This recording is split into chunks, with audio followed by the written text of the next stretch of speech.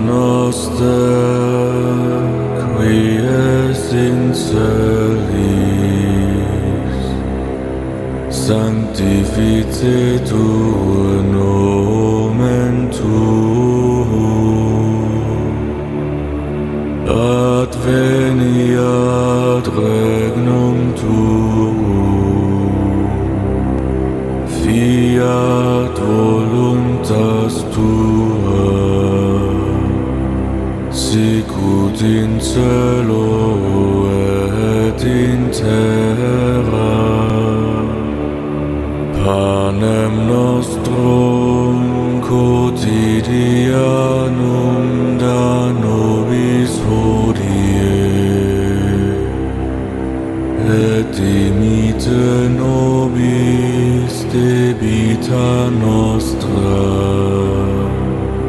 sicut et nos dimitimus debitoribus nostris, et ne nos inducas in tentationem, sed libera nos a malo. Not on it. Hello, ladies and gentlemen. Good evening, everybody. How are we doing tonight? This is Restore Christendom. Welcome. And Emily says we're not going on X. It says we're going. You are Good. live. Okay, well, wherever we're live at on X. Hello. Yeah. Okay. How do I get rid of that? I don't know. There we go. Okay. Sweet. Yeah. Says we're live on X. I don't know. Okay, well, I'm staring at it. Oh, here we go. I see it. It's right here. It Okay. says live. Okay. Yeah. We are live on X. Thank you. Okay, cool. Yep, verified. Found it. Man, a Price is couple amateurs here. Well, not really. I don't know. It might have been slightly easier having my laptop open. Okay.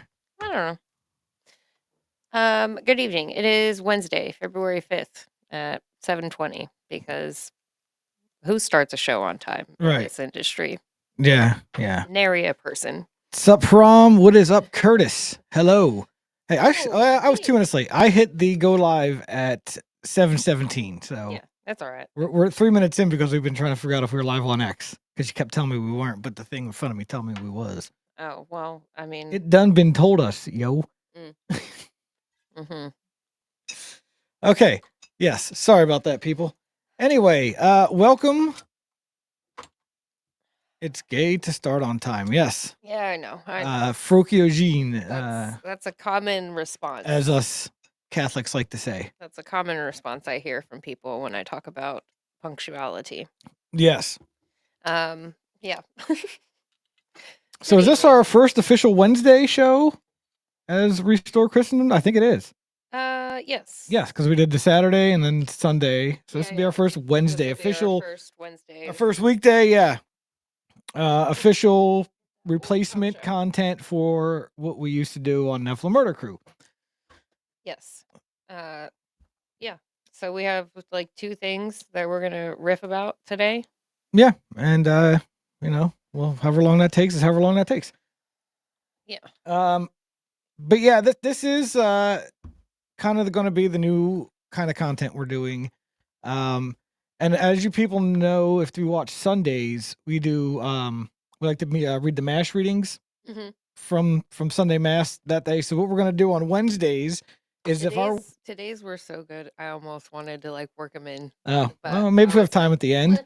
Maybe we have time at the end. But what I want to do on Wednesdays if our Wednesday show falls on a feast day, which today is the feast of Saint Agatha, then we will talk about who that saint was. Oh yeah. So as we're doing today, today is the feast day of Saint Agatha. Yes. Virgin Martyr. Yes, February 5th. So since that falls on today, chunk of our show is going to be about who is Saint Agatha. Yeah. And the kind of messed up stuff that happened to her. Yeah. How did she get to be a saint? Yeah. Yeah. So, and then the other thing I want to talk about today is Ordo Amoris. I'm sure some of you people who are not Catholic are familiar with the term. mainly because J.D. Vance said it. And of course, the leftist media ran wild with it, Yeah. misinterpreting what it is and why it's important. You Yeah. know, kind of completely went off the rails with it, having no idea what it is themselves. Well, and that's mostly what happens when people run amok with nary enough information. I don't know why nary is the word I'm using tonight, but I'm running with it. That's what happens when you have like a little sound bite that you could tell that with. And it happens all the time. Well, also, it's not just. That's the only way people communicate anymore, and it's so annoying. Here's the problem. Here's my biggest problem with this. Of course, the leftist media is going to run rampant with a Catholic man giving a statement on religion. You know what I mean? Saying that no, this is what how God intends us to treat the situation. And it's like I said, it's you're absolutely going to see the leftist media and the people on the left and Democrats go wild with this nonsense. Hiss and gnashing of teeth. Yes, Yeah. but what's really messed up is how the evangelicals think this is wrong also. Well, that's because people who claim to be Christians, everything's up to your own interpretation. And then the nonsense scripture they try to use to prove that this is not the right way. It's like, one, you're taking the scripture completely out of context, and two, even out of context, it doesn't have anything to do with what you want it to do. Which we will show how out of context it is. Yes, I will show the quote and show the Bible verse on the screen at the same time if I have to. Yeah. So, but that's second half of show. Yeah. But man, I'm already riled up about the evangelicals and their complete lack of knowledge of the Christian faith. This is, you know what? How completely unchristian they are. You know what I have always felt good about is in the letters of Paul, whenever he's like, stupid Corinthians or Galatians or whoever it is he's talking to. And he's just like, you can like his frustration. I have always identified with that. And this is the type of stuff where I'm just like, I really thought I had like learned how to deal with y'all and how y'all act with this stuff, running around being completely wrong from jump. And I've just kind of like let it slide. I just let it slide. And I don't think I can anymore. If the vice president of the United States is out here telling people to Google Ordo Amoris, I think it'll be okay if Sister Emily of Consistent Noticing starts fucking doing some stupid Corinthians, Galatians, dumbass people of the internet stuff. I'm fired up about it too. Yeah. In a lot of ways. It never ceases to amaze me just how good God is. Well, not only how good God, that's absolutely true. Because this is the thing that I'm like, how he's so good is like everybody who all of the Catholics who had just kind of like been dumbassing around and like, oh, Groundhog's Day, right? All the while never realizing they're missing out on a holy day of obligation. Right, like it happens on a Tuesday. You still got to go to church on a Tuesday, bro. Right, yeah, it's still a holy day of obligation. Like the epiphany of our, or not the epiphany. I'm sorry, the presentation of our Lord is definitely a holy day of obligation. Yeah, you need to be going to church, to the mass. As people, we're having that like moment of, ooh, I am kind of like dumb, and I did not know that, and I'm like, ooh, how many of those did I miss? How many? So like they're having their own moment of inner reflection, I'm gonna say, and then also the secular world is being, mentioned to and by the president of the United States. He throws out a Catholic, what is it called? A theology, a doctrine. It's not. It's. I mean, there's nothing in the catechism about it. You aren't going to find orders. It's just writings from one of the early church fathers. It's writings from early church, and then also kind of doubled down on by St. Thomas Aquinas. Oh, okay. So it's a doctor of the church and an early church bishop. Like it's pretty standard doctrine stuff. Like, okay, yeah. I mean, Thomas Aquinas explains it, down to the micro spec of exactly how this all works and why it has to be this way and how it's God's intent. Like Right, the right. man, yeah, like Yeah. So you're not going to tell me you know more than Thomas Aquinas. I don't care who you are, Pastor Bill, Bob, Tom. your 2025 brain could not. Yes, you could. You Yeah, are not capable of the deep thought and appreciation for God and Jesus Christ that those people were. You're just not. Like the biggest geeks in all of Catholic faith are the Thomists. Oh yeah. You have to be at a certain IQ level to even really start to fully understand. Like anybody can take lots of good stuff from St. Thomas Aquinas, but you really need to have an intellect and an IQ at a certain level to really appreciate and understand. And when you do, because that's who, Thomas Aquinas speaks to those people, the super IQ, The super intellectuals. yeah, the people that usually wind up being atheists until they stumble across Thomas Aquinas, and then they're like, oh, this makes much more sense. yeah, This feels right. This gives me peace. yeah. Like, oh, I get it. Somebody explained it in a way that I can understand. Right, yeah. You know what I mean? And that yeah. So in all of those, the series of events in a mere 3 days, we have had I think some W's for Catholicism. Mm-hmm. And I like my W's. Mm-hmm. So yes. Well, geez, I was on my way to be on an evangelical rant, and you just turned it into a bad Catholic rant. I saved it. Yeah. Let us not cast stones in glass houses. We'll just no, but it kind of ties in with the story. And all I was going to say is it's just amazing how modern day Christians are just a hodgepodge of all the greatest heretics throughout, like all the biggest heresies of the church that had to have ecumenical councils to squash, and these bishops that had to go for teaching this nonsense. Like all those teachings combined make up like modern day Christianity. Yeah. So I went out before the show and I grabbed a bottle of Malort, and in the car we listened to terrestrial radio, and terrestrial radio, and our local station is 94.3. It's a local Catholic station. If you're in the Peoria-ish area and you don't listen to 94.3, you're trash. Yeah. It's the only station that's ever on in the car. Well, anybody, I don't care where you live, you get EWTN, so yeah, that's true. You get Catholic radio. It's all this. It's all. If you want kid-proof radio, that Catholic channel, man. If you want to listen to something in the car that you can guarantee will not expose your children to some crazy nonsense, to a beat, Catholic radio, do that. But anyways, in the car ride, the guest on the show was talking about when he was reading something from Calvin, he decided like he was going to be Catholic. Reading the works of Calvin turned him Catholic was basically the gist of it. And then I like ran into the store, grabbed what I needed, and came back. And and the thing that I picked up on where they were talking about Protestantism is not even Protestantism anymore. Like they can't agree on anything throughout all of their little tentacles. Like they can't agree on anything.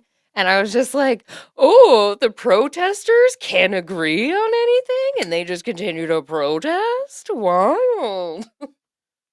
That's crazy.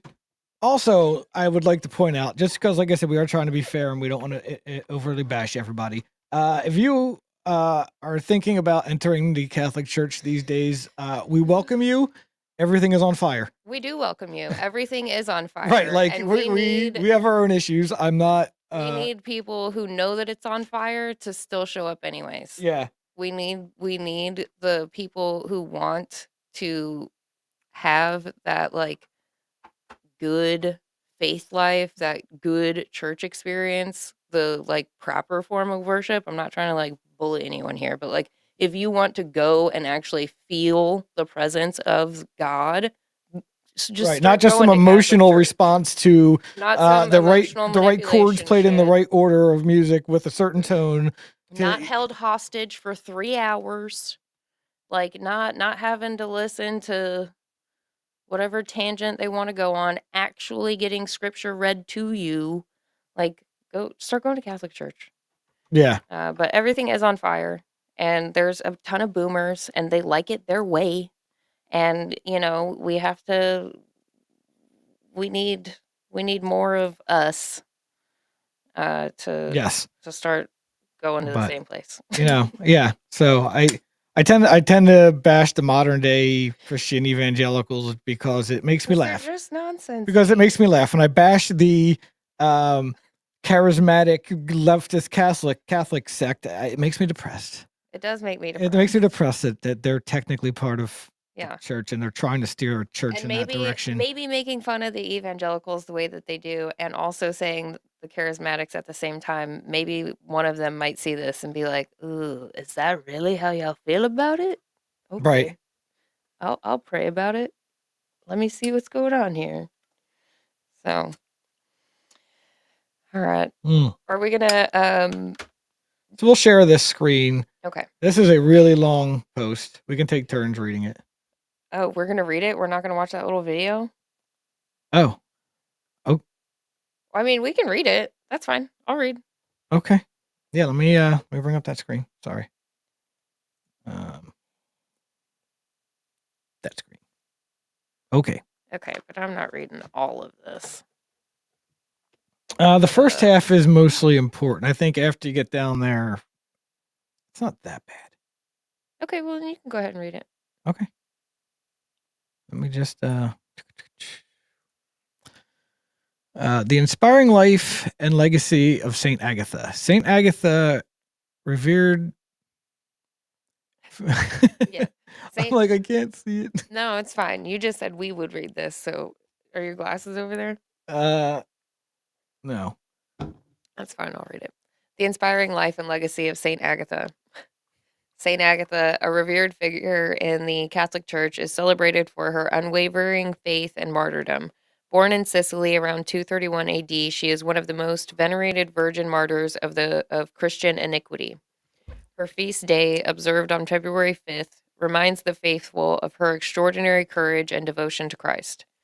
Canonization and early life. Saint Agatha was not formally canonized by a pope, as the process of canonization, as we all know it today, did not exist during her time. Instead, she was recognized as a saint through acclamation of the early Christian community and her inclusion in the Roman martyrology. Martyrology is a word, yes. We're going to check that out at some point. It is a word. I promise you. It's the Roman martyrology. I'm not doubting the word of it. I just want to go read it. Oh, I see what you're saying. Okay. I thought you were saying it might not be a word. I'm like, no, it's definitely a word. Her veneration dates back to at least the 6th century, as evidenced by her mention in the works of St. Gregory the Great. Raised in a wealthy Christian family, Agatha dedicated her life to God from a young age. Her beauty and virtue attracted the attention of a Roman prefect named Quintanius, who sought to marry her. When Agatha refused, citing her vow of virginity to Christ, Quintanius attempted to coerce her through imprisonment and torture. That's how you get a woman to decide to marry you. I will torture you and. Well, yeah, for sure. Yeah. Nothing says I love you like a good beating. A good torture, yeah. One of the most harrowing events in St. Agatha's life was her brutal torture. After rejecting Quintanius, she was subjected to various torments, including having her breasts cut off. According to legend, during her imprisonment, St. Peter appeared to her in a vision, healing her wounds. This miraculous healing is often depicted in art and is a testament of her faith's strength. So I'm gonna stop right here and add in my little sidebar. Yeah, go knowledge. So in the brutal torture, let's talk about that. Let's just zoom in on that real quick. So first off, he brings her into court and finds her guilty, sends her to the brothel, because that was the way to go back then. Send you to the brothel, you learn your lesson after like a month. Right. And by learn your lesson, we all know what happens at brothels. We're grown-ups.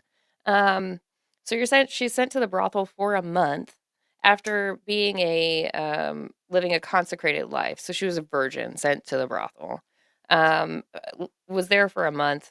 Then is taken back into court, still says, no, thank you, Quintanius. Jesus is where I'm at. And so he sends her to prison to be tortured. She's put on one of like the flay tables and is beaten, and seems like it's not really getting her scared and ready to marry Quintanius. So they decide, or he decides, that the punishment should be to have her breasts cut off. So she is then sent back to prison. No medical attention, under orders. No medical attention, no food, no water. She'll be fine. Or she'll die. I'm Quintanius. uh, so in the night, she's praying, and Apostle St. Peter comes to her and heals her wounds. And, she's in the cell, no food, no water. 4 days go by. They come to be like, you die yet? And she's still alive. So they bring her back out to Quintanius. One last chance, madam. And she's like, no, I'm good, bro. No, thank you. I've said, like I told you, Jesus, like that's my choice. So he's like, bet. And has a bed of coals set up and puts sharp objects in. So that's the retelling I got. And in my mind, I'm like, he just had like pottery in there and glass in there on top of the coals, so that way it's like hot and hurty. So she's, forced to roll over this, and then is sent back to prison. Like, okay, whatever. And in the night, she ends up, passing away. She ends up dying. But it's a not that it's a disservice to say that it was brutal torture, but I felt as though, since I knew those things, I should share those things. Right. So back to what was written here. Oh, you gotta switch over to the. Oh, yeah, sorry. There we go. Okay, cool. I'm gonna steal a mouse now. All right. Another notable miracle associated with Saint Agatha occurred after her death. When Mount Etna erupted in 1169, the people of Catania carried her veil around the city, and the lava flow miraculously stopped, sparing the town from destruction. This event cemented her role as the patroness against fire and eruptions. So they used a relic of hers. Mm-hmm. Yep. But your relics don't have any power, though. Oh, well, what? That's what you told. Relics, they're meaningless. They don't have Okay, any well, power. in 1169, it did. Yeah, no, So- I'm not disagreeing that they do. I'm just saying, people tell us relics are nonsense. Yeah, and that's fine. Yeah. Says the same people who have like a lucky tie and a lucky shirt and Mhm. fought somebody for Papaw's wallet. Right. You know what I mean? But there's nothing there. There's nothing there. Right. It's cool. No, it's fine. Okay. Anecdotes and lesser known facts. Saint Agatha's steadfastness in the face of persecution is legendary. Even when faced with extreme pain and humiliation, she remained resolute, proclaiming her faith and love for Christ. A less known fact about her is that she is also considered the patron saint of nurses due to her association with healing and care. Probably nurses, but the one I heard was wet nurses. Yes, wet nurses is, in fact. Her courage during her trials inspired many, including Saint Lucy, another Sicilian saint who was encouraged by Agatha's example. This connection between the two saints highlights the enduring impact of Agatha's life and faith. Inspiration for faithful Catholics. I'm sorry, didn't we go No, down? you're fine. Read. The life of Saint Agatha offers profound inspiration for faithful Catholics today. Her unwavering commitment to her faith, even in the face of extreme suffering, serves as a powerful reminder of strength that comes from a deep relationship with Christ. Her story encourages us to stand firm in our beliefs, even when faced with adversity. Saint Agatha's example of purity and dedication to God challenges us to live lives of integrity and holiness. Her miraculous healing and the protection she offered to Catania remind us of God's power and presence in our lives, urging us to trust in his providence. It's probably Catania. It's probably a hard C. My bad. Right. If that bothered you, my apologies. Moreover, her role as a patron saint of nurses underscores the importance of compassion and service to others. Catholics can draw from her life inspiration to care for those in need, embodying Christ's love in their actions. In a world that often challenges our faith and values, St. Agatha's life stands as a beacon of hope and courage. Her story encourages us to persevere in our spiritual journey, trusting in God's grace to guide and sustain us. May Wow. the intercession of St. Agatha strengthen our faith and guide us in our daily lives. All right. So yeah, born approximately 231 AD in Catania, Sicily. Died 251 AD ish. Catania, Sicily. Feast days February 5th. Venerated in Roman Catholic Church, Eastern Orthodox Church, and the Oriental Orthodox Church. Miracles worked: protection from fire and volcanic eruptions, healing of breast disease, restoration of women's breasts after mastectomy.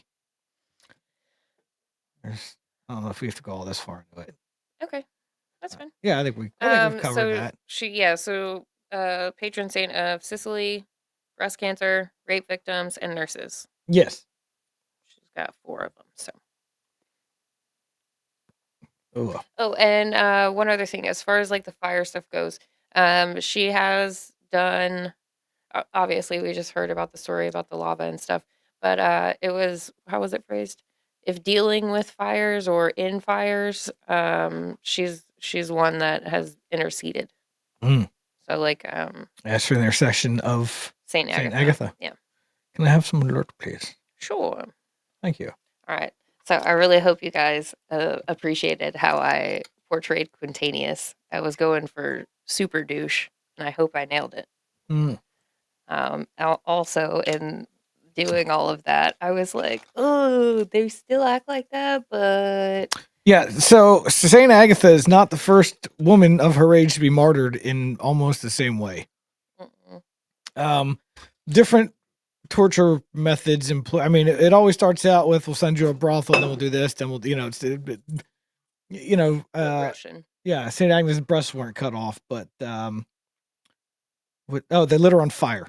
Yeah. And a couple other things too. So you know what I mean? It's yeah.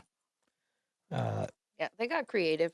Yeah, in that 300-year span of Christianity, when it was illegal in Rome, and they you were put to death for being a Christian. Yeah. They didn't play around, man. Nope. They really they tried to squash out Christianity hard and fast and violently, and yeah, and somehow it survived. Yeah. Well, and this is, I don't know. I'm not going to say anything out of turn. No, I mean, So, obviously, if it wasn't true, it would have never survived that. You know what I mean? No, and that's the thing is like, so when you have situations like even the Romans, their punishment for themselves, their own code of conduct was brutal. Right. Brutal. Because they're a fucking barbaric type of people. Also, you got to keep order. You have to literally like chop off hands for stealing, so that way if you do get to thinking about it, and then I don't know, you see the guy wandering around with a nub, you're like, yep, yeah. That's the. No, I'd say you had to keep order in those days, though. You had to be swift and brutal with any punishment. You had to make an example over the littlest things. Right. And by doing that, it leads you to people, being barbaric. We're like all pretty much parents here. Everyone knows that the only thing a 3 to 5-year-old understands is a quick whap to the butt. I'm just saying, the more these people language they speak. Yeah, the more violent the punishments get, the people enacting the punishments get a thirst for violence, and it gets above and beyond at that point. Not only do you get the thirst for it, you get desensitized to it. And then also, you're right. So you got like 8 dudes being crucified, and you're like, these fucking people never learn. So then when Boss Man says, all right, so we're going to start, fucking skinning you alive. Right. Yeah. They're like, all right, it'll only take like 3 or 4 of them. What do I always say about the pedophiles? What do I always say? Skin them alive. Blood eagles. Give them one live streamed blood eagle. That is all it would take. That's Maybe what 2. I say. That's what I say. Maybe we might want to do 2 just to be safe. But we know it's going to take about 100 before people are like, oh, she ain't playing. So that's the thing is like, not only do you get like a thirst for it, It's not, I wouldn't say it's a thirst for it. You get more creative. Your brain begins to think of worse ways, right? Like it's just almost like a curse that we have as a logical processing entity is like we can think of a lot of stuff. We could find out something and then think further than that. So it's the intrusive thoughts win, and then also you become desensitized to it. So then you're like totally fine with it, and then that's just a recipe for disaster. Right. This sounds like he smokes Newports. Probably. Probably. He probably did. He definitely had that purple drink. Yeah, he's a purple drinker. Yeah. So yeah, that is the story of Saint Agnes. It's depressing, really. It's Saint Agatha? Or Agatha, I'm sorry. Well, Saint Agnes, as I said earlier, is a similar story. Yeah. So, and it's the names are similar. You see how I confuse them sometimes. That's fine. I just wanted to correct the record. Yes, please correct the record. Okay. We already had Saint That was, like, Agnes's last week. feast day, like in December, I think it is. Mm. I think it's in December. Could have been early January. I don't remember. It was recently. Yeah. So yes, on Wednesdays, if they happen to be on a Catholic feast day, people will get to learn something about a Catholic saint. Yeah. I mean, if they so choose to. Well, and there's no like bulletin that goes out to every Catholic. And I if you don't go to want to mass that day. Yeah. I don't want to say Catholic saint because they are Christian saints. They're all our They saints. are, yeah, Whether you choose to believe they're saints or not is on you, but they are saints to everybody. for all of us. Yeah. Yep. But at least the Catholics and the Eastern Orthodox recognize Acknowledge them. Saint Agatha as a saint. You had to go find it. Yeah, whatever.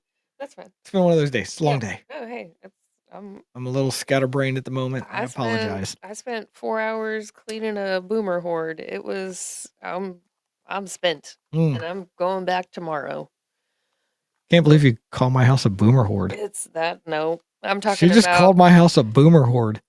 y'all, it was a safety hazard when I got there, and now this evening I know that neither one of them are gonna fall, and I feel like a big sack of shit for not just popping in on them at some point. Like I should have done that. I should have just done that. I shouldn't have relied on the old people to ask me to come over. I should have just showed up. Lesson learned. Lesson learned. All right. Um, We're spooky and dogmatic, just so you know. spooky and dogmatic. We've been called worse, so I'll take that, Obviously Connie. We've been manic. called worse. I'll take that. Spooky and appreciate it. dogmatic is a very nice way to put it, and we appreciate that. I like that. Yeah. I'll take it. Yeah. Thank you. Oh, Goodness. Pray to Saint Yo Mama. yeah. Okay. Did you find any cool stuff so far? I don't know. Something. Oh, I think he's probably talking about the boomer horde. Oh, I am not.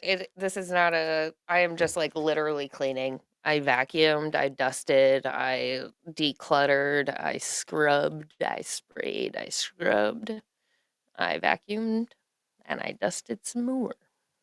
Some more? And it's still not done. Still not done. Because in between all the cleanings, I had to like move stuff to be able to clean because there was sections of the house that like there wasn't even a walking path. There was like if I put my foot here and then I strategically step here, and they're like old, like 70. They shouldn't be doing the if I step here and then I step here stuff. It should not be done. So now there are safe paths through all the rooms in the house.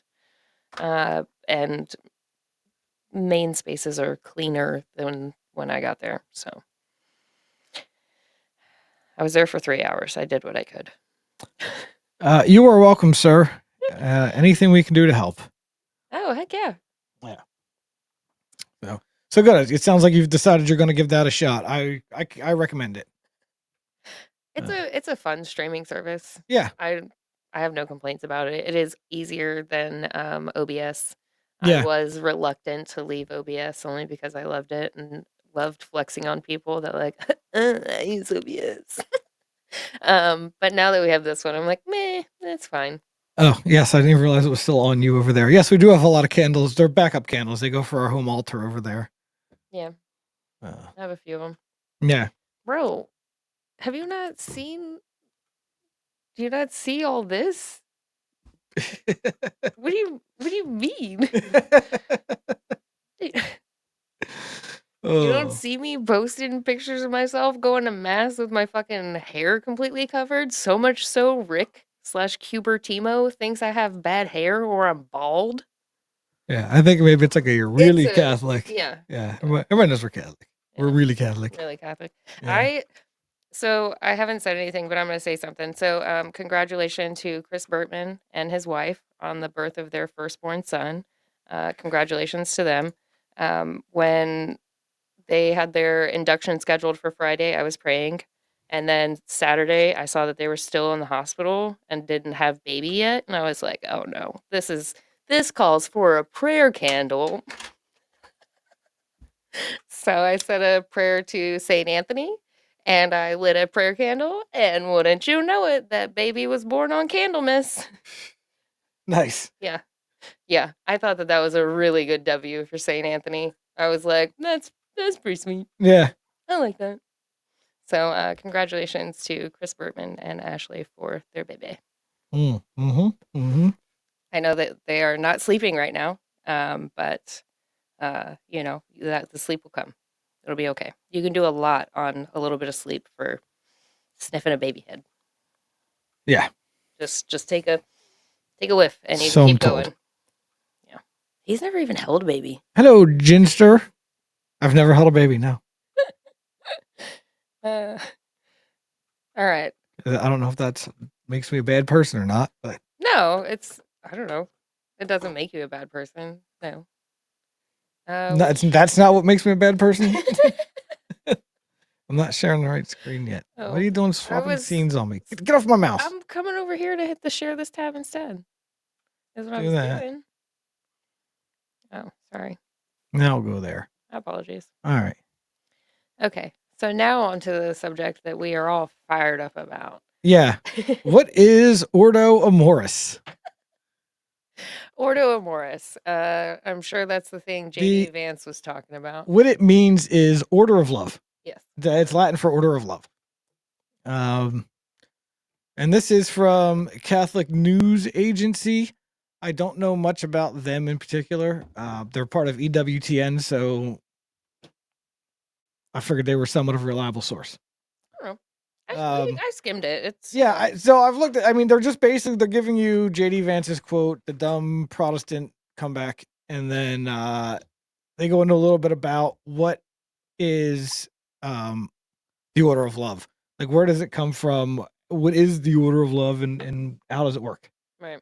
So, we'll read a little bit of this and then give our take on it a little bit. Okay.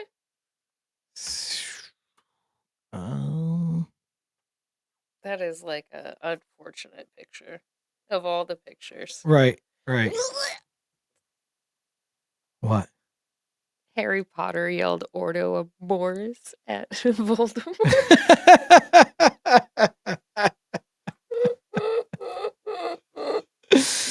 Oh. Okay. All right. That poor picture of JD Vance. Can we scroll down so Yeah, sorry. That's just bad memes waiting to happen. Right. Just sitting there waiting for it. Looks like one of the Polichetti brothers. Yeah, that's exactly what I was thinking. It's exactly what I thought. Okay. All right. So, during a recent interview, Vice President J.D. Vance invoked the Catholic concept of Ordo Amoris, rightly ordered love, in the context of the ongoing societal debate over immigration policy, sparking a variety of reactions on social media. Speaking of Fox News' Sean Hannity, Vance opined, spurred by Hannity, that the far left in the United States tend to have a more compassion for people residing in the country illegally, including those who have committed crimes, than they do for American citizens. Than they do for American citizens. As an American leader, but also as just an American citizen, your compassion belongs first to your fellow citizens. It does not mean that you hate people from outside of your own borders, but there is this old school concept, and I think it's a very Christian concept, by the way, that you love your family, and then you love your neighbor, and then you love your community, and then you love your fellow citizens in your own country, and then after that, you can focus and prioritize the rest of the world, he said. He continued, a lot of the far left has completely inverted that. They seem to hate the citizens of their own country and care more about people outside their own borders. That is no way to run a society. Later that evening, Vance responded on social media to a British professor and politician, Rory Stewart, who criticized Vance's comments as a bizarre take on John 15:12 to 13, and as less Christian and more pagan tribal. The Bible verse referenced by Stewart reads, "This is my commandment, that you love one another as I have loved you." Okay, so Pause. yeah, Let's pause. zoom in on that. Yes. So here we are here with 12. This is my commandment, that ye love one another as I have loved you. Okay, so he's telling his apostles to love each other in a very close vicinity. Mm-hmm. Okay, they're all super close to it. You know what I mean? So love each other as I have loved you. Mm-hmm. That's the context here. And in general, telling me and you, love your neighbor, and but he's not saying to love the people over there first. Like, you know what I mean? There's no. Yeah, that's not what's the context of it. Right. This is in order of this love does not have anything to do, like, yes, love your neighbor. In this, not necessarily, it's not instructed in this order, but it's love the people close in your proximity that you can take care of, that you can help right now. Yeah. You know what I mean? And then after everybody that you can help right now is taken care of, then we can go over there. Go worry about somebody else. Right. So, do you want to look at it in the context? Yeah. So let me bring this up real quick. Hold on a second. So let's go to 13. So 13 is, greater love hath no man than this, that a man lay down his life for his friends. Which it further solidifies this small group, take care of each other, love each other, take care of each other as I have taken care of you. And also, don't forget that I'm about to go die for everybody. Right. So the best thing you could do is lay down your life for your brother. So what these two verses are actually saying, though, is that anybody that loves me and worships me and accepts me as the Son of God is my friend. And I will lay down my life for you. Yeah. So I'm laying down my life for anybody who accepts me as Lord. Right. That's what the context of these two verses are. It's nothing to do with order of love here and love your family and your neighbors and the people in your town and the people in your county and the people in your state and then the people in the United States and then the people outside in the rest of the world. Yeah. That has nothing to do with Jesus telling people that if you love me, then I will lay down my life for you. Right. And, just like every Protestant quote of scripture, it's completely out of context. It gives you just those two verses. But, if you go back to like 10, where, if you keep my commandments, you shall abide in my love, even as I have kept my father. So basically he's letting you know, keep his commandments, do this, do this. And if you do this stuff, then you are my friend. Right. Anybody who does this stuff is my friend, and I'm laying down my life for my friends. That's what he's telling you here. And in context, if you go back and even forward in verses. So it's in no way at all has anything to do with what we're talking about here. But yet, that's the sola scriptura answer to what he's saying. Yes. And that's like the point I've been like holding in my mouth, is that's his point of reference for how he operates. Right? Like whatever his denomination is, that's what they've told him. Is like it says 15, 12, 13. So we have to support these illegals. We have to support these people in foreign countries, because who are we if we do not? We're not doing what the Bible tells us to do, because Pastor Jeff interpreted it after going to a Schofield Bible school to come back and teach everybody to allow the government to embezzle money from us and import illegals and ruin our country. Yeah. So if you guys could just, and I'm not telling you to stop going to your churches. I'm just politely asking to stop giving them money for now, until you really objectively decide if that's the Also, type of people that also, should be leading communities and shaping minds. also, um, I'm not telling you not to go to wherever you want. But what I'm going to say is pay close attention to what they're preaching from that pulpit. Yeah.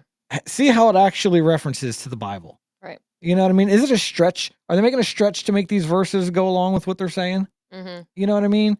That's all I'm asking. Are they even giving you verses? Yeah, or are they just getting up there and telling you what God wants out of you and what and this and that and the other thing, but isn't actually backing it up with scripture? And if they are backing up scripture, how close do those two things line up? What he's saying and because I know people don't believe this, but every single thing the Catholic Church believes is deeply based in scripture. And if you read it, you can see it.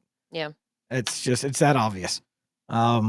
There hasn't been anything in the catechism that I've read so far that has been like, now let me sit here and ponder how I could make this make sense. It's after I read every single one of them, I'm like, all No, right. I can go to the Bible where it clearly states this, and then Okay. and then people will tell you, well, no, Jesus is just being metaphorical there. He's not really being literal. Like, no, Yeah. he's being literal here. Like, Yeah. it does a pretty good job of letting you know when he's doing one or the other. That is true. But if you read it in context. Yes, when read in context, it's like, oh no, he's clearly saying here. And I think it kind of it speaks to a few things. It speaks to the way that these people have been preached to, or the way that they have been educated on the Bible. You go into it with preconceived notions. So when you're reading, you kind of glance over things and you're just reading the words and you're not processing because you know the story. Yeah. You know what I mean? You don't focus on the exact words. Like, wait a minute. Well, and that's it. This is how it's like a layered thing. So it all depends on what interpretation they've been given based on what that guy was given. And then also when they're doing their own work, are they literate? Have you seen the illiteracy rates? And if they are literate, do they have reading comprehension? Yes, and it's And also what translation and version of the Bible you're reading. Some of them are not very good. A lot of them have a lot of words added to interpret things a certain way that are not meant to be interpreted that way, and that's why they had to add words to make it work. And that's the next thing is like, are they literate? And if they are literate, do they have decent reading comprehension? Because if you read these things out of context without reading comprehension, you're gonna be like, oh yeah, cool beans. But if you do have reading comprehension, you're gonna be like, what came before that and after that? Let me go find it. And then the other thing is, what version of the Bible are you reading? Which translation is it? Because in those translations, they're done at certain points in history because the vernacular has changed. And why does the vernacular change, good people of Earth? Because the politics of the day change, the people of the day change, and the agenda changes. We're watching it happen in real time where words that used to mean something else now. Welcome, people of Earth 2025. Yeah. Do we understand? Is that something we can all agree upon? Right. We're living in a time where language is changing. And you think this is the only time in history it's ever happened? No. Right. No. So, and it's for most of these reasons that I encourage you all to become Catholic. Yeah. Because if you don't have all that stuff, it's fine.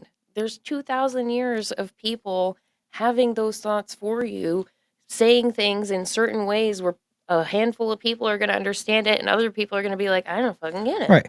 And like, even that's the whole point of this is it's a shared human experience. It's 2,000 years of Christian history. And also that most people are like, nah, I'm good.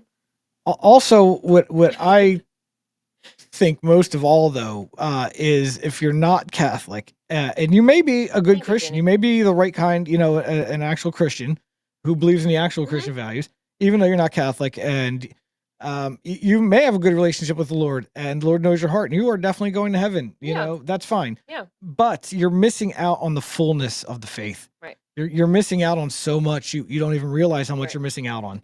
Right. I had no idea until we got here. It's like, oh, yeah, you're just you don't have the fullness of the faith in the church, and although yes, you might be getting into heaven, you're missing so much here on earth. Mm-hmm.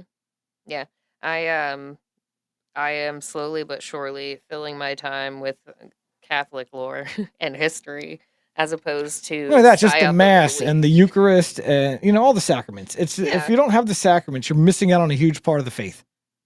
And that's just sad. I don't know. As someone who only has baptism, I have yet to have an opinion.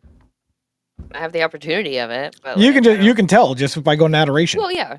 You know what I mean? So you do know. I mean, yes.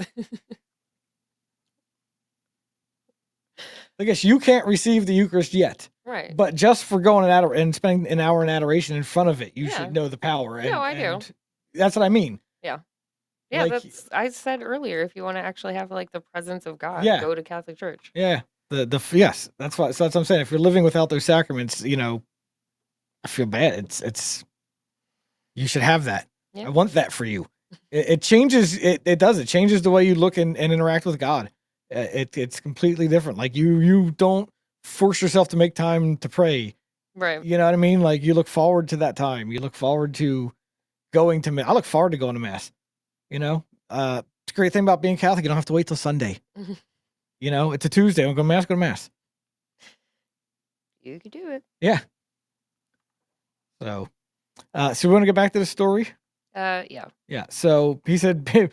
So Vance told this guy just Google Ordo Amoris. He has no idea what it is. Now we're going to get into the part where it explains what it is. Hannity doesn't know, and No, why would he? Right. Yeah. Aside from that, the idea that there isn't a hierarchy of obligations violates basic common sense. Does Rory really think his moral duties to his own children are the same as his duties to a stranger who lives thousands of miles away? Does anyone? He continued. What is Ordo Amoris? Oh wait, I'm not even. Though you won't find. Go ahead, keep going. Okay. Though you won't find the term Ordo Amoris in the Catechism of the Catholic Church, Dominican Father Pius Pizzic. I'm not even gonna. Yeah. A canon lawyer and professor told CNA that the concept is a well-established one and is evident both by revelation and reason. St. Augustine in his classic... St. Augustine. Oh, Augustine? Yeah. St. Augustine in his classic work, City of God, offers the term Ordo Amoris, often rendered as rightly ordered love, as a definition for the concept of virtue. Augustine, a highly influential early bishop and theologian, explained on the concept of the order of love in his work on the Christian doctrine. Now he is a man of just and holy life who forms an unprejudiced estimate of things and keeps his affections also under strict control, so that he neither loves what he ought not to love, nor fails to love what he ought to love, nor loves that more which ought to be loved less, nor loves that equally which ought to be loved either less or more, nor loves that the less or more which ought to be loved equally. Augustine wrote on Christian doctrine. Yes. St. Thomas Aquinas, a 13th century doctor of the church, in his Summa Theologica, cited and expanded on St. Augustine's work, writing that there must be some order in things loved out of charity, in reference to the first principle of that love, which is God. Aquinas defined this order of charity, or ordo caritas, as a principle that dictates how we should love God, ourselves, and our neighbors in a hierarchical and interconnected manner. He cited Augustine to argue that while one should love all people equally, one ought to chiefly consider those who are most closely united by reason of place, time, or other circumstances. In Aquinas' analysis, he concludes that God is to be loved first and foremost, followed by oneself, then neighbors, and among neighbors, he wrote that there are those who should be loved with a more intense affection, such as family. The hierarchy laid out by Aquinas is not meant to diminish the importance of loving all people as Christ commanded, but does acknowledge that certain relationships, practically speaking, carry more immediate obligations.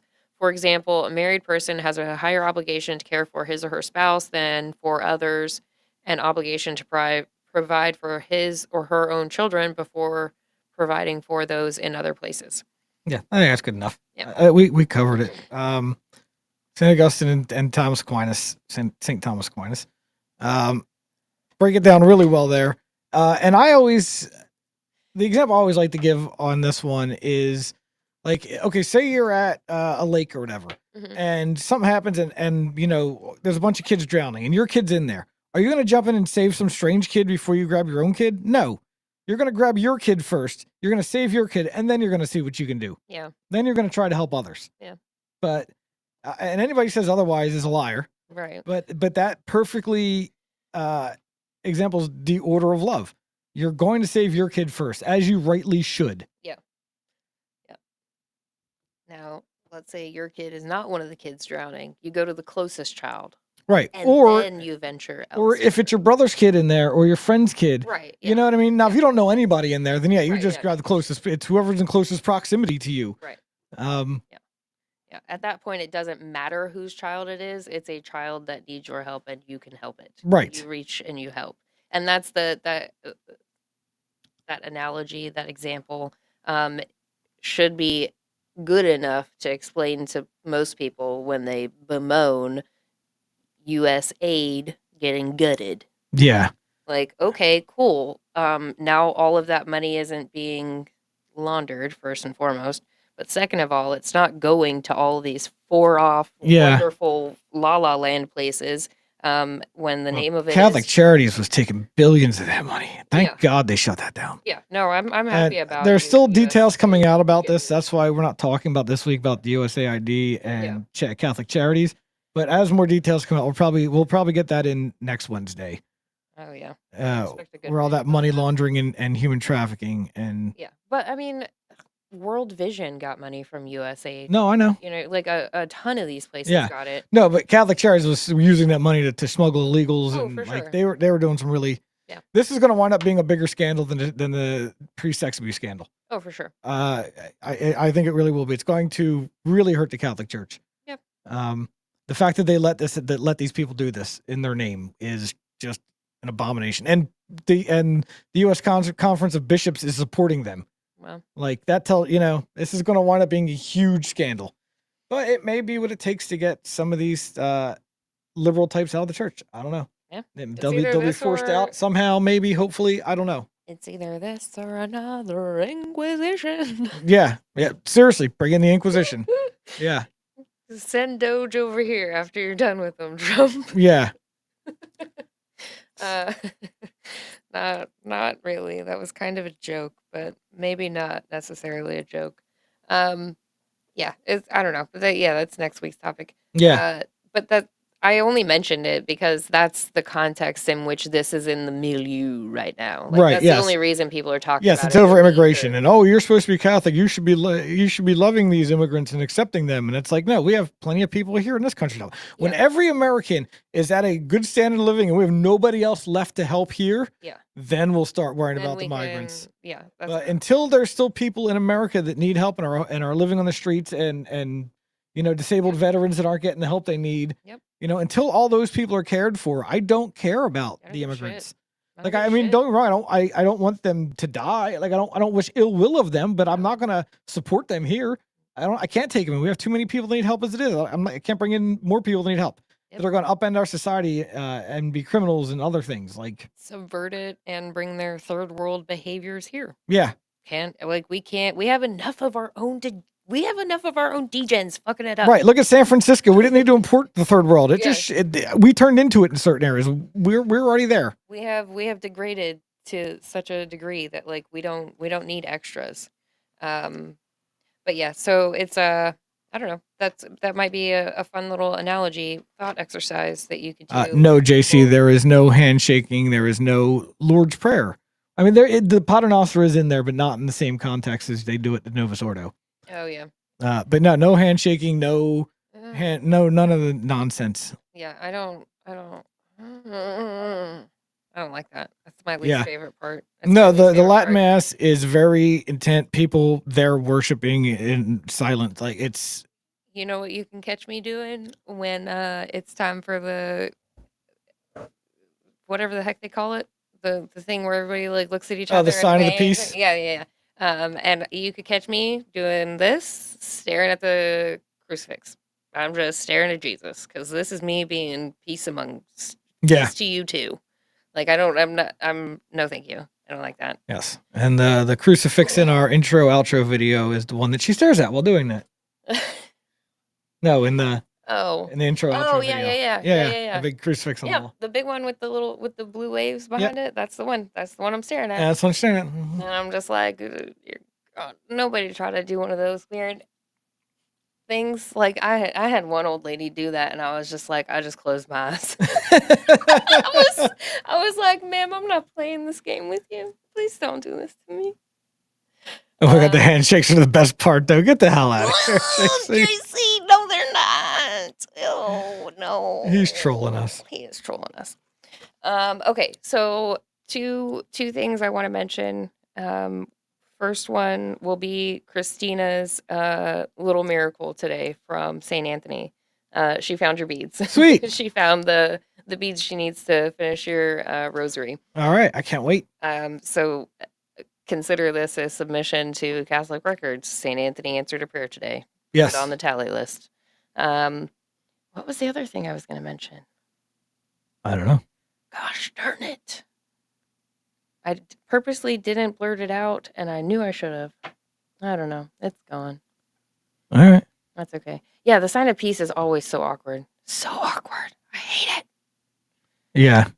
No. You could take a note out of my book, Christina. Do the nun hands and just stare. Yeah. Or close your eyes like you're praying. Or close your eyes like you're praying. That seems pretty peaceful to me. Yeah. That's what I love about the Mass of the Sacred Heart. They skipped that part. Yeah. Yeah. It's delightful. That is an optional part of the Novus Ordo, and everybody does it except for Sacred Heart. Yeah. Okay, so I remembered the second thing. Okay. So I went to Mass this morning. And I do my normal thing, but I was like sitting in the back corner, next to like the side room that they have. Right. So the back right corner of the church. So I'm sitting back there. And I didn't know that or notice before, but today I noticed there's a nun. That's what's in a sister is in the stained glass in between that room Oh, okay. and the chapel. Yeah. But anyway, so I'm sitting in the back of the church. We do, we go through Mass and everybody's going for communion. And I saw that Deacon Kevin was like 2 rows up. He came in and then sat down and, he's like walking back from communion and he like out of the corner of my eye, I can see him like skip his row and keep walking. And I'm like, oh God, what is he doing? Deacon Kevin came back and gave me a blessing. Oh, nice. He's like, you didn't go get one from Father Adam. Can I give you one? And I was like, I never go up. And he's like, I know you don't. And he gave me a blessing. Yeah, you can do it, but everybody gets a blessing at the end of Mass, and it's the same blessing. I don't know. Deacon Kevin's really good at him. I wouldn't have told him no either. I'm like, Yeah. go for it, man. Yeah. I'm just like, Yeah. So I got a personal blessing today. nice. But I don't. So that's another thing is as a person who is not Catholic, or if you do go to Catholic church, when everybody else gets up to go, A, don't go. But B, if you do want to go and get one of them blessings, you walk up like this Yeah. the whole time. Once you get out of that pew, I don't you like do this. Yeah, I don't do it because it was something invented for Americans. In the rest of the world, when they do communion, people that are going to receive communion get up and go do it. No, Yeah. those that aren't, don't. Don't. Because not everybody goes. If you didn't make it to confession, Make it to confession. whatever. If you had a donut on the way and you're one of the people who are like, I forgot about fasting before Mass. Yeah. Then whatever it is, whatever. So there's reasons reason. not to go receive communion. So in the rest of the world, It's not that everybody big a just deal. stays where they're at, and the people that want to go. Yeah. But in America, we funnel out into communion lines, and everybody gets up and goes down there. And if you're not Catholic, you can get a blessing. Like it's very not traditional, and it's very made for Americans. So Yes. I just inherently don't do it. It's just instinctively And like, oh, this is one of those Americanized. Nope. not only is it Americanized, but also furthermore, it's the idea of the blessings are for children. Yes. It's for children's. It's for mom and dad have to get for- up there and get their communion, and they bring the kid with them, and then the kid gets a or little on blessing. Sunday when everyone's there and you're not going to leave the kids in the pew, are you? Right. That's insanity. So you bring the children who will eventually be catechized and they'll be going up for communion. Not only are we blessing the children on a regular basis, we're also teaching them that like, hey, this is what we do. We go up, we do this and then we walk back in an orderly fashion. Like, it's getting them used to doing that. It's intended for children, and I'm not a children. I'm a child of God, but I'm not a children. So Yeah. that's where I've like settled into it. And I, I don't know.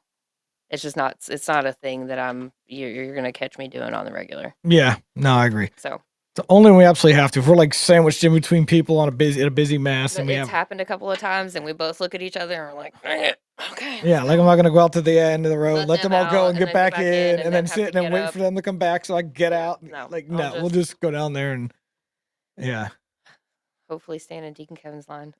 yeah. If it's a Deacon Kevin day. Oh. But yeah. Oh yeah. No. Christina, this is what you do next time, babe. I promise you. You start if you don't wear a veil already to church, put a veil on. People won't look at and you because if you got a veil on, yeah, because then you're one of those trads. Put a veil on and do one of these. And just do not engage in the things that you don't like to do at mass. So, Screwed Up, crossing your arms is a sign that you're not ready or in a place to receive Jesus to get the Eucharist. So you get a blessing and you move on. Yeah, it's like a verbal no thank you. Yeah, to let the priest know you're not receiving communion, and he'll give you a little blessing, and you go on. It's ridiculous. It was invented for American Novus Ordo churches. Yeah. Um, Because and that's where I was like, well, but why? Where did people get the idea that we could do this? And it's a children thing. Yeah. It runs back, and that's the thing is yes, there and before since the Novus Ordo there's not communion rails anymore. Before you just left your kids back there. You want to or they had stood behind you while you were at the communion rail. Yeah, they stood behind you, but it's always been like. But now everybody gets up in a line, or some people I'll say take it on tongue. Very few people kneel anymore. But yeah, so now since everybody gets in line to go, you bring your kids, and then it's like, well, everybody who's not receiving just come up. So that it's easy, yeah. You have to be baptized, you have to be confirmed, and you have to be in not in a state of moral sin, so I have to go through reconciliation first also. So yeah, you can't receive the Eucharistic Catholic Church unless you're a confirmed Catholic, and then you've also been to confession, don't have any mortal sin. Yes. Because if you received Eucharist in a state of mortal sin, you are eating damnation upon yourself. Yes. So, all right. Well, we are. Yes, you need to be baptized. Yeah, you gotta be. Yeah. So anyway, we're a little over an hour. That's step one. I think we will call it a night here. Yes, I'm gonna log in to Rumble on here and raid Reef Stream. Yeah, you need to be confirmed to receive the Eucharist, Dr. Dingbat. Unless you're a cradle Catholic, then they do it differently. You get communion and at a certain age, and you get confirmed later. But if you're an adult joining the church, you did basically confirmation and Eucharist same day. You get confirmed, and then you get your first communion. Mm-hmm. Whereas I think if you're a child, a cradle Catholic coming up, you actually get communion first, and confirmation comes later. Oh, well, yeah, because you're like second grade when you get it. Yeah. So that's how it works if you're a cradle Catholic. If you're if you're joining the church, you basically go through RCIA, and then you get confirmation, reconciliation, then communion. Yep. So yes, as an adult, you're going to get confirmation first. If you're a cradle Catholic and a child, then yes, you get it in the steps. So yay. All right, people. I think we're gonna call it a night here. Emily will be back. That's not bad. You're gonna be back when? I will be back Friday morning. At 6:30 a.m. on her Morning Crew channel. For Morning Crew. Yes. Yep. And we will be back Sunday for our Sunday show. And I don't even call it Catholic Chats anymore because this whole show is Catholic Chats. That's all we do now. Yes. So, all right, guys. Thanks for coming out. We appreciate your viewership. Hopefully we didn't bore you too much with all the Catholic stuff. I think we did all right. That's just the kind of show we do now. So, some of them will be entertaining, I promise. Our personalities haven't changed. Right, just yes. the content. Yes. So, all right, guys. Have a good one. Thanks for coming out. Appreciate it. Oh, I can't get to my video on this screen. I got to do this. Okay. Sorry. All right, guys. Have a good night. Good night.